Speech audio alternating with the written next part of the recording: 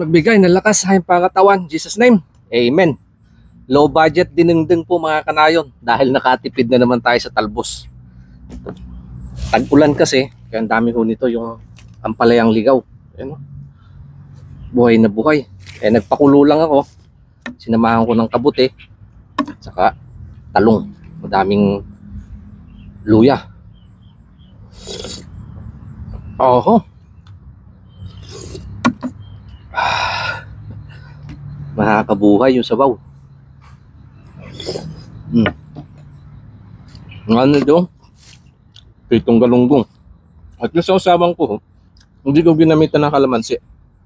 Sampalok yung ginamit ko pampasim. Dahil pag kalamansi ho, mas lalong papait yung talbos. Kain po tayo, kain.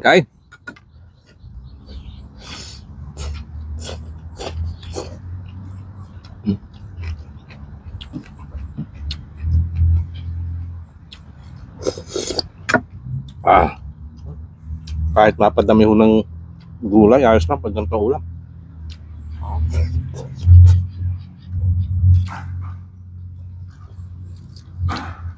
Natutunan ko kasi sa aking mga magulang, yung tawagin sa amin sa Ilocano ay sasarimot-mot. Ibig sabihin, pag galing ho kami sa bukid noon, pag uuwi, pag may mga nadaanan kami mga ilang talbos, itong ampalaya, saluyot, kabuti, iniipon ho namin yun. Pag uwi, pag naluto mo yung dinengdeng, sabawan mo lang, ayos na, may pang-ulam na.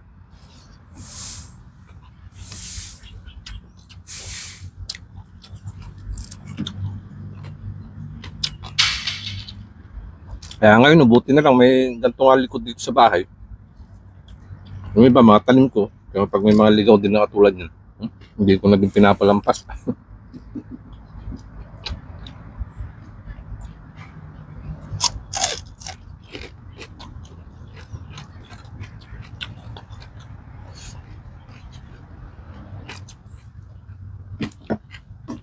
Kaya sabi nga, mahilig daw kami sa mga dahon-dahon sa mga damo-damo.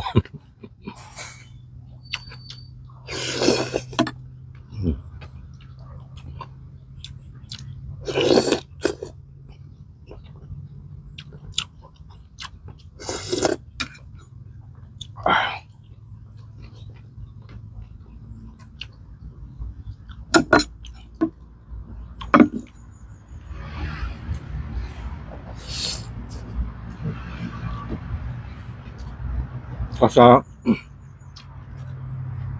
panahon ho kasi ngayon dahil nga kalimitan nasa syudad na sa mga bayan-bayan, ibang bansa, madalang na makatikim ng mga gantong ulam. Kaya buti na lang kung may nahanap kami gantong lugar dito sa Thailand, parang probinsya din lang.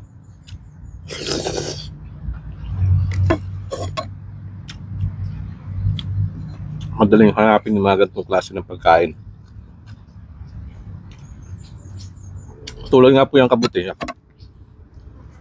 Pinapadami na ho nila ito kaya araw-araw kami makikita sa palengke. Natin sibuyas, bagoong, sili.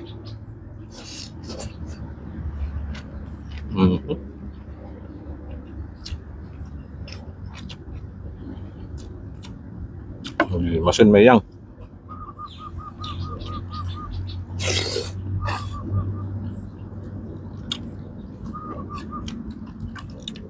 Quality. Gulay-gulay na tipid. Madami nagko-comment ako daw yung mukbang na pinakamatipid kasi mga gulay-gulay lang lagi. Ayaw daw gumastos.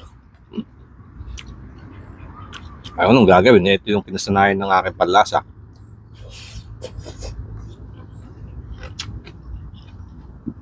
Saka kung gusto niyo ng mga pang-high blood, ay di maghanap kayo dyan. Ang dami naman.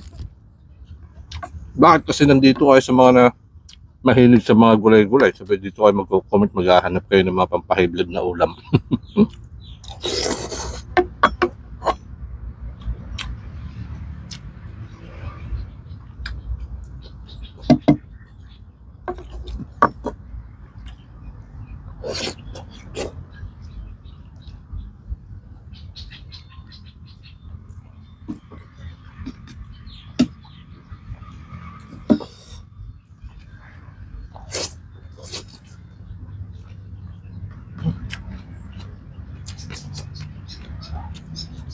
Kaunting lugaw lang yung almusal namin kanina umaga.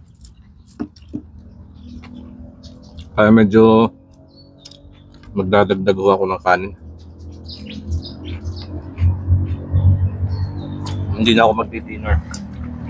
Light meal na lang ako mamaya, Fred.